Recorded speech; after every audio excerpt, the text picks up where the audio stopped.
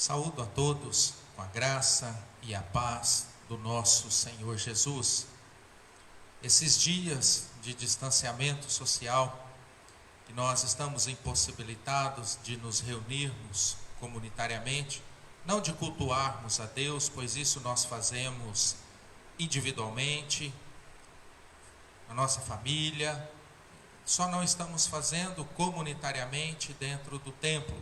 E nesses dias que nós não podemos fazer isso, nós observamos o quão bom e agradável é a presença dos irmãos, a comunhão, o fato de podermos estarmos juntos, de podermos celebrarmos a Deus juntos, comunitariamente. Mas como isso não é possível no momento, nós louvamos a Deus pela oportunidade e privilégio de podermos compartilhar da palavra de Deus através das redes sociais. E por falar na palavra de Deus, eu quero convidar você que está nos acompanhando neste momento, eu quero convidar você para que abra a sua Bíblia, para que você acompanhe a explanação do texto no livro do profeta Abacuque. Livro do profeta Abacuque, capítulo 1. Nós vamos ler alguns versículos do capítulo 1, os 14 primeiros versículos aqui do capítulo 1 do livro do profeta Abacuque. Nos diz assim a palavra de Deus: sentença revelada ao profeta Abacuque. Até quando, Senhor? Clamarei eu e tu não me escutarás? Gritar-te-ei violência e não salvarás? Por que me mostras a iniquidade e me fazes ver a opressão? Pois a destruição e a violência estão diante de mim. Há contendas e o litígio se suscita. Por esta causa a lei se afrouxa e a justiça nunca se manifesta. Porque o perverso cerca o justo, a justiça é torcida. Vede entre as nações, olhai, maravilhai-vos e desvanecei, porque realizo em vossos dias obra tal que vós não crereis quando vos for contada. Pois eis que suscito os caldeus, nação amarga e impetuosa, que marcham pela largura da terra, para apoderar-se de moradas que não são suas. Eles são pavorosos e terríveis, e criam eles mesmos o seu direito e a sua dignidade. Os seus cavalos são mais ligeiros do que os leopardos, mais ferozes do que os lobos ao anoitecer. Os seus cavaleiros que se espalham por toda parte. Sim, os seus cavaleiros chegam de longe, voam como águia que se precipita a devorar. Eles todos vêm para fazer violência. O seu rosto suspira por seguir avante. Eles reúnem os cativos como areia. Eles escarnecem dos reis. Os príncipes são objeto do seu riso. Riem-se de todas as fortalezas, porque amontoando terra as tomam. Então passam como passa o vento e seguem. Fazem-se culpados estes cujo poder é o seu Deus. Não és tu desde a eternidade, ó Senhor, meu Deus, ó meu santo? Não morreremos. Ó Senhor, para executar juízo puseste aquele povo, tu, ó rocha, o fundaste para servir de disciplina. Tu és tão puro de olhos que não podes ver o mal, e a opressão não podes contemplar, por que, pois, toleras os que procedem perfidamente, e te calas quando o perverso devoras aquele que é mais justo do que ele? Por que fazes os homens como os peixes do mar, como os répteis, que não tem quem os governe? Amém. Até aqui a nossa leitura. E vamos orar, rogando que o Senhor fale aos nossos corações. Eterno Deus, santo, bendito e maravilhoso Pai, nós louvamos o nome do Senhor, agradecidos por mais esse dia de vida, agradecidos por mais esta oportunidade de meditarmos na palavra do Senhor. O texto foi lido, a palavra foi lida. Que o Senhor, através do Teu Espírito Santo que habita em nossos corações, o Senhor fale conosco, nos instrua. Todos aqueles que estão acompanhando esta mensagem neste momento, Pai, onde quer que estejam, o Senhor está presente, pois o Senhor é o Deus onipresente.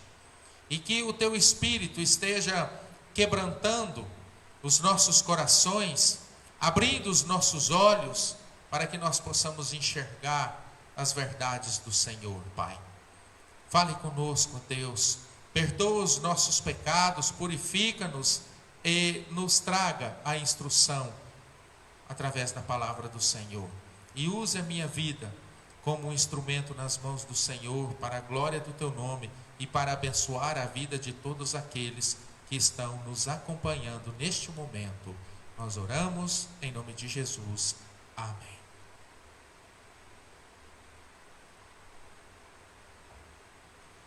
Meus queridos, o nome Abacuque significa abraço ardente. Embora essa expressão abraço ardente não defina a sua mensagem, Abacuque se põe à altura do seu nome quando ele confessa a sua fé incondicional ao Senhor, abraçando totalmente a Deus e a sua palavra. Enquanto os outros profetas registram os seus sermões inspirados por Deus, o profeta Abacuque, ele registra diálogos entre ele e Deus.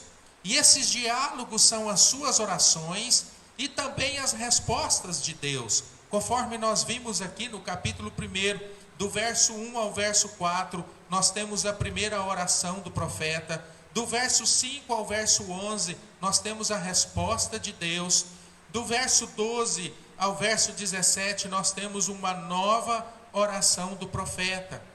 E este texto que nós lemos, que nós acabamos de ler, relata o dilema de um profeta, de um homem de Deus, que vê uma tragédia vindo sobre a sua nação. Uma tragédia vindo sobre o seu povo, sobre o povo de Deus.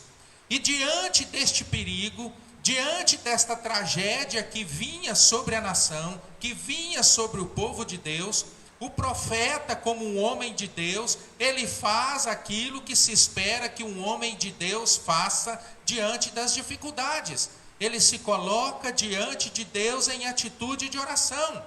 Ele busca o Senhor em atitude de oração. E é isso que todos aqueles que temem a Deus devem fazer diante das calamidades, diante das dificuldades. Buscar a Deus em oração. E é isso que o profeta Abacuque faz diante da iminente tragédia que está para abater sobre o povo de Deus. O problema é que quando o profeta Abacuque ora, parece que Deus demora demais para responder. E quando Deus responde, meus irmãos, Deus traz uma resposta completamente inesperada. Aos nossos olhos humanos e mortais, nós podemos dizer que a resposta de Deus naquele contexto, ela foi de certa forma até absurda. Deus lhe assegurou que a sua justiça estava chegando e que ele usaria os babilônios para castigar Judá.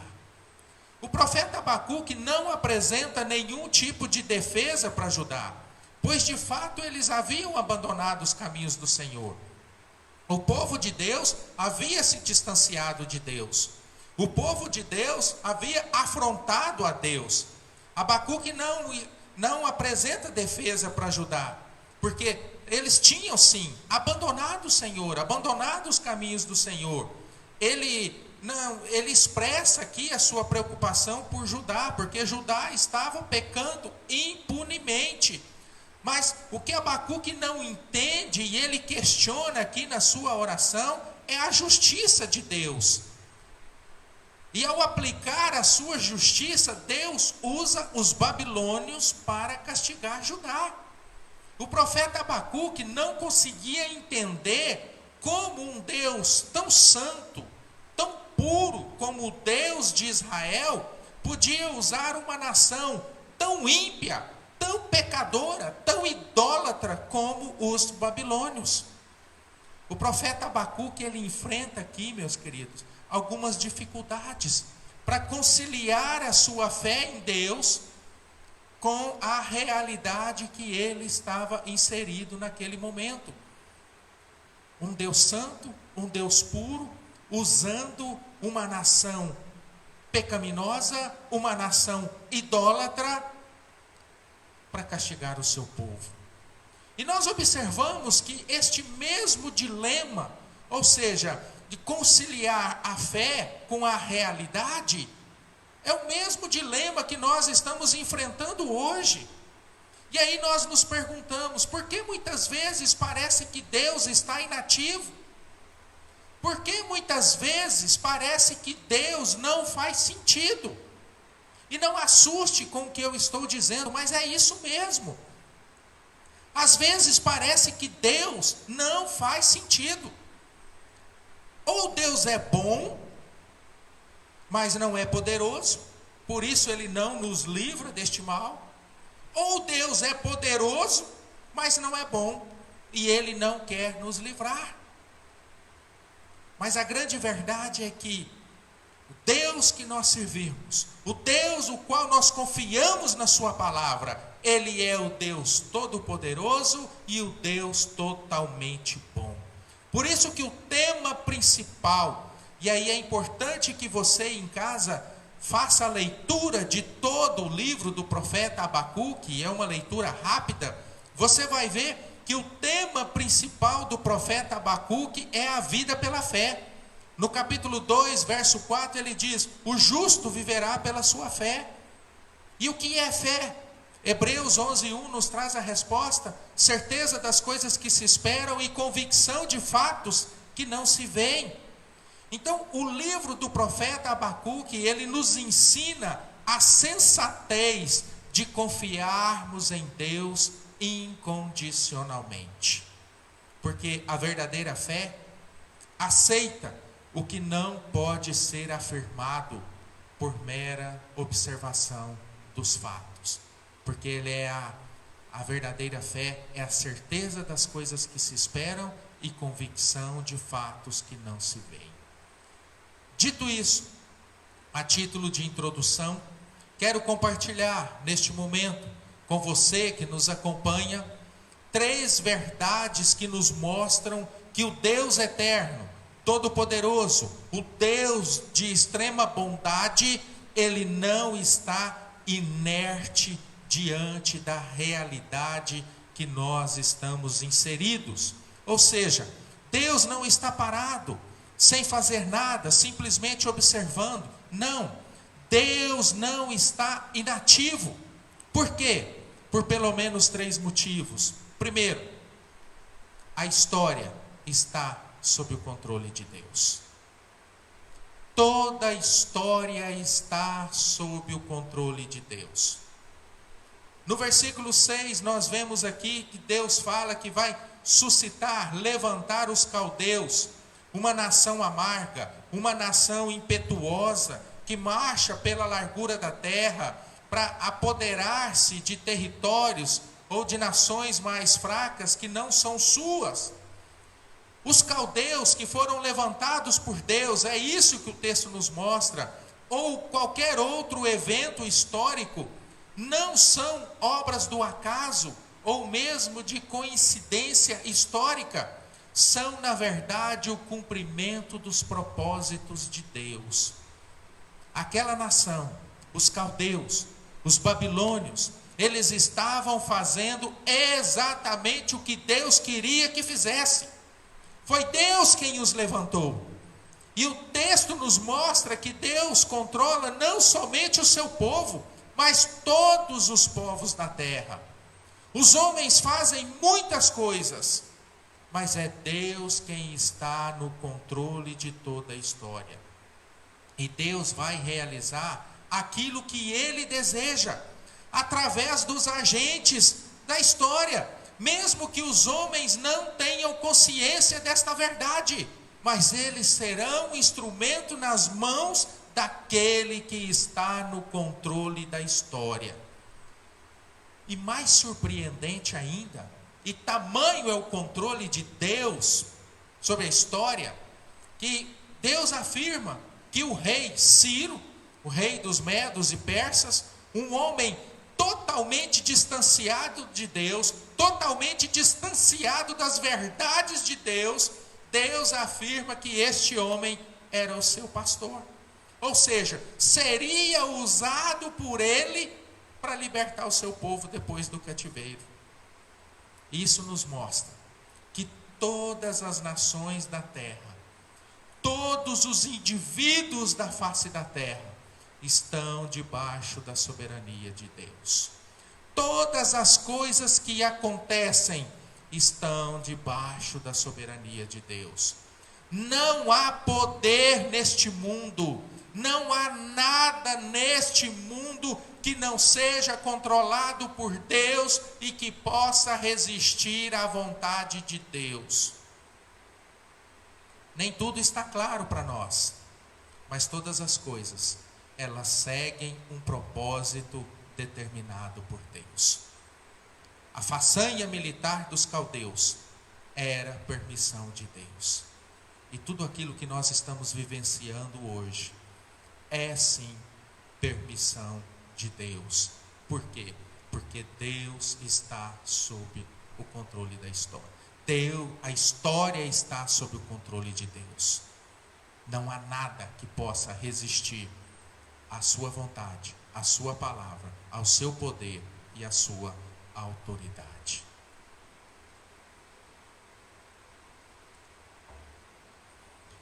A primeira lição é que a história está sob o controle de Deus. Uma segunda verdade que nós aprendemos aqui neste texto: a história segue o plano de Deus. A história segue o plano de Deus. As coisas não acontecem por acaso. Os acontecimentos não são acidentais. Há um plano definido para a história. Há um plano definido para a humanidade. Há um plano definido para tudo aquilo que foi criado por Deus.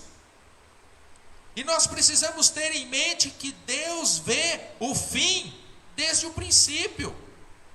Por isso eu convido você, depois em casa, no decorrer desta semana, faça a leitura do livro de Apocalipse, principalmente o capítulo 19. É um excelente texto para que nós entendamos essa realidade. E ali no capítulo 19, nós vamos ver pelo menos 3 verdades maravilhosas que nos mostram que a história segue o plano de Deus.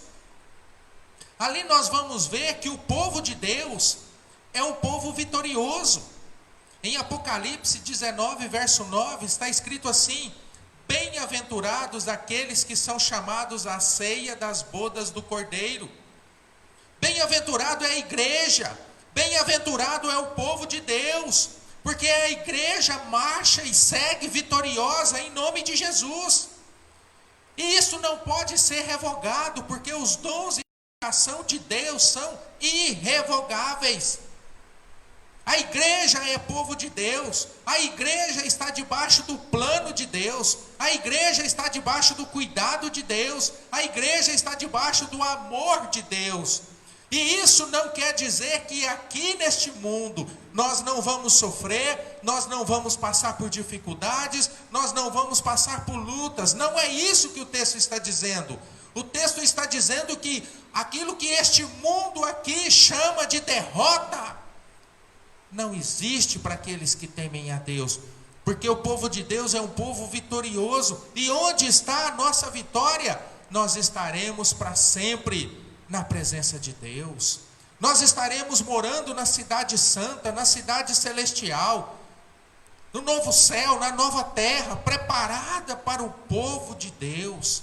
O povo de Deus é um povo vitorioso. Por quê? Porque a história segue um plano de Deus. É este o plano de Deus para a sua igreja.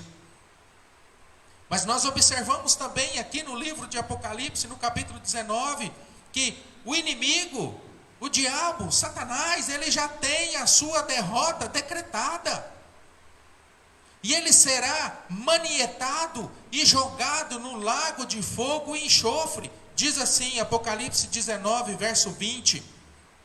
Mas a besta foi aprisionada, e com ela o falso profeta que, com os sinais feitos diante dela, seduziu aqueles que receberam a marca da besta e eram os adoradores da sua imagem. Os dois foram lançados vivos dentro do lago de fogo que arde com enxofre. O inimigo já tem a sua derrota decretada. É isso que nos revela o livro de Apocalipse. E mais, o Cordeiro é vitorioso. E é fantástica a descrição do livro de Apocalipse, no capítulo 19, verso 11 a 13, é magistral. Diz assim: vi o céu aberto, e eis um cavalo branco. O seu cavaleiro se chama Fiel e Verdadeiro, e julga e peleja com justiça. Os seus olhos são chamas de fogo, na sua cabeça há muitos diademas. Tem um nome escrito que ninguém conhece, senão ele mesmo. Está vestido com um manto tinto de sangue, e o seu nome se chama o Verbo de Deus. Em Apocalipse 19 está relatado a volta do Cordeiro, a volta de Cristo, a volta do Senhor da igreja. E é por isso que João encerra o livro de Apocalipse no capítulo 22, verso 20, com as seguintes palavras de Jesus: certamente venho sem demora. Certamente venho sem demora. E sabe por que ele diz isso? Certamente eu venho, porque a história segue o plano de Deus. Há um plano definido na história, e a igreja é vitoriosa. O povo de Deus é vitorioso, e a nossa vitória, ela já foi decretada. A nossa vitória, ela já foi conquistada. A nossa vitória já nos foi dada através dos méritos de Cristo Jesus. E por fim, nos mostrando que Deus não está inerte, inativo, nós observamos que a história, ela segue também o horário de Deus.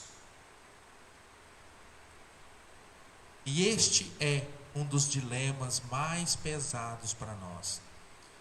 Porque muitas vezes nós achamos que a intervenção de Deus demora demais. E nós reclamamos: Senhor, eu tenho orado há tanto tempo, eu tenho clamado há tantos anos, eu tenho pedido, eu tenho suplicado, mas o Senhor não atende, o Senhor não responde. Até existe um ditado popular que diz: Deus tarda, mas não falha.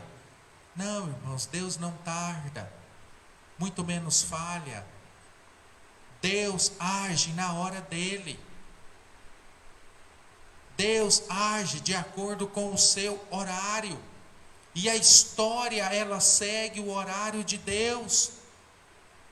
O apóstolo Pedro, ele nos diz, em 2 Pedro, capítulo 3, versículo 9: não retarda o Senhor a sua promessa, como alguns a julgam demorada. Pelo contrário, ele é longânimo, ou seja, paciente para convosco, não querendo que nenhum pereça, senão que todos cheguem ao arrependimento. A razão desta aparente demora de Deus é porque Ele ainda está dando tempo para o homem, tempo para que o homem se volte para Ele. E Ele usa os meios que lhe aprouver a usar, porque Ele é Senhor da história. Ele é Senhor de todas as coisas. Então a realidade que nós vivemos hoje, difícil realidade que nós vivemos hoje, é a oportunidade de voltar para Deus. E a aparente demora de Deus aos nossos olhos é Deus dando tempo para que o homem se arrependa, para que o homem entenda a necessidade que tem dele, para que o homem o busque, para que o homem o reconcilie com ele. E a Bíblia nos afirma em Eclesiastes capítulo 3, verso 1, há tempo para todo o propósito debaixo do céu. Deus é quem determina o tempo e as circunstâncias da vida, assim como o tempo para um juízo futuro. Mas hoje, qual é o tempo hoje? Hoje é o tempo de nos voltarmos para Deus, porque a história segue o horário de Deus. Até quando nós teremos tempo? Nós não sabemos. Por isso, hoje é o tempo de voltar para Deus. Existem questões, e aqui nós caminhamos para o final, existem questões que nos incomodam profundamente. Questões que incomodam a nossa própria alma. Principalmente quando estamos na expectativa de um livramento, ou estamos nos sentindo ameaçados, amedrontados, como nós estamos agora. Geralmente, quando acontecem coisas, ou nós vivenciamos situações que nós não entendemos, que nós não gostamos, que nós não gostaríamos de estar vivenciando, o que nós fazemos? Nós recorremos a Deus e perguntamos o porquê dessas coisas. Raramente Deus responde a esses questionamentos. Deus não vai responder o porquê. Deus não vai responder o porquê desta pandemia. Deus não vai responder o porquê disso que nós estamos vivendo agora. O que Deus faz é diferente. O que Deus faz é afastar a nossa atenção da circunstância que gerou a pergunta e atraí-la para si. Porque Ele é o Deus Todo-Poderoso, Ele é o Deus de extrema bondade, Ele é a resposta satisfatória. Nós não precisamos entender o porquê, o que nós precisamos é crer que existe um Deus poderoso, bondoso e que está no controle de todas as coisas. Ele controla a história, Ele controla todos os acontecimentos. E o profeta Abacuque, tendo ciência disso, o que ele faz? Ele continua a orar. Mesmo não entendendo o propósito de Deus, ele continua a orar. Ele continua a crer, ele continua a esperar. Apesar de não visualizar resposta às suas orações. Ou quando visualiza respostas diferentes das quais ele orou. Mas o profeta Abacuque sabe que Deus está acima, que Deus está no controle de todas as coisas. E eu finalizo essa nossa meditação na palavra de Deus, trazendo aqui as palavras do apóstolo Paulo, dita aos irmãos da igreja de Corinto, quando ele fala a respeito da vitória da vida sobre a morte. Quando ele diz, 1 Coríntios 15, 58, portanto, meus amados irmãos, sede firmes e inabaláveis, sempre abundantes na obra do Senhor, sabendo que no Senhor, vosso trabalho não é vão. E eu finalizo dizendo para você, mesmo não entendendo o contexto que nós estamos inseridos, mesmo Deus não nos respondendo o porquê de tais acontecimentos, mas fica o desafio para todos nós. Não deixe de fazer o que é certo, não deixe de crer, não deixe de orar, não deixe de confiar. Isso significa perseverança. Persevere, porque Deus está no controle de todas as coisas. Vamos orar? Senhor, nós louvamos e bendizemos o Teu nome, pois o Senhor não é um Deus inativo. O Senhor é um Deus que age. O Senhor é um Deus poderoso, que está no controle de todas as coisas. Todos os povos, nações, estão debaixo do controle e da autoridade do Senhor. O próprio tempo foi criado pelo Senhor e está no controle do Senhor. O Senhor está acima do próprio tempo, Pai. Por isso, ó Deus, nos faça a semelhança do profeta Abacuque, que quando vivencia esse dilema na sua fé, de conciliar a fé com a situação que ele estava vivendo, mas ele aprende que o justo viveria pela fé, e ensina-nos, ó Deus, a vivermos da mesma forma, não por aquilo que nós vemos, não por aquilo que nós temos diante dos nossos olhos, não de acordo com a realidade que nos cerca, mas vivermos com a confiança no Deus eterno, no Deus todo-poderoso, no Deus que controla a história, no Deus que governa o universo, no Deus que tem todas as coisas debaixo da sua autoridade, majestade, poder e glória, Pai.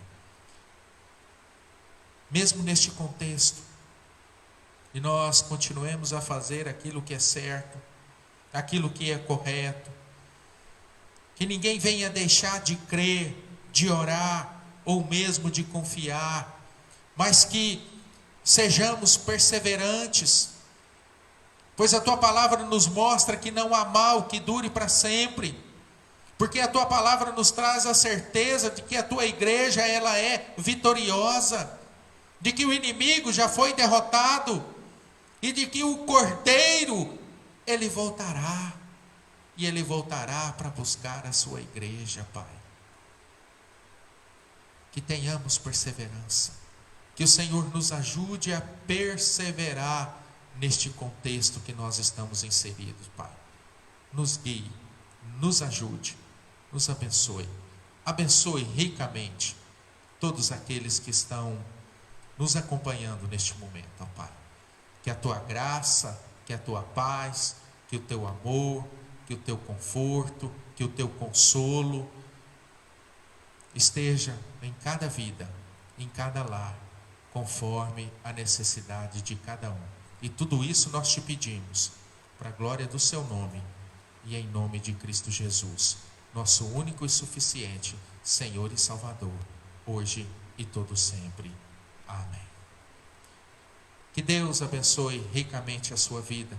Obrigado pelo privilégio de ter você nos acompanhando. Que a graça, a paz, o consolo e o conforto do Senhor seja abundante sobre a sua vida, a sua família. Que Deus te guarde e te livre de todo e qualquer mal. Em nome de Jesus. Deus abençoe.